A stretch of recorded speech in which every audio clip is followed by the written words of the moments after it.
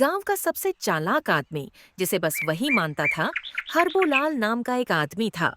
रहने वाला एक छोटे से गांव, छपरीपुर का। गांव में लोग उसे हरबो भाई कहते थे, लेकिन कोई ज्यादा सीरियस नहीं लेता था।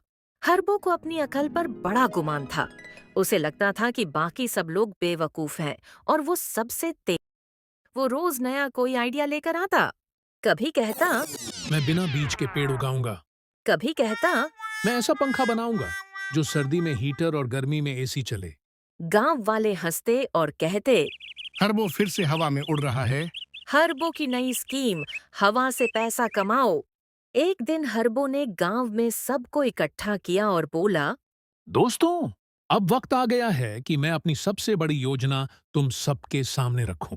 मैं हवा बेचने वाला हूं। सब लोग ठहाके मार के हंसने लगे। भोलाराम बोला, तू तो पगला गया रे हरबो। अब हवा भी बेचेगा? हरबो बोला, जो चीज मुफ्त मिलती है उसका ही सबसे बड़ा धंधा होता है। देखो पानी, अब बोतल में बिकता है, तो हवा क्यों नहीं। हरबो ने खाली बोतलें इकट्ठा की। उसमें ताजी सुबह की हवा, बारिश के पहले वाली हवा जैसे नाम लिखे और 50 रुपए में बेचना शुरू कर दिया। अब गांव के कुछ लोग तो सिर्फ मजे लेने के लिए खरीद लेते। देखो भाई, ये नियम के पेड़ के नीचे की हवा है। ओह, ये तो छपरीपुर वाली हवेली की हवा है। हरबो को लगने लगा कि उसकी योजना चल निकली है। एक दिन गांव में एक असली व्यापारी आया जो शहर से था और साफ बोला, ये क्या बेवकूफ़ी है? हवा कोई चीज़ होती है बेचने की? तुम सब इसका साथ दे रहे हो। तभी एक बच्चा बोला, अंकल, ये तो मजे के लिए खरीद रहे हैं।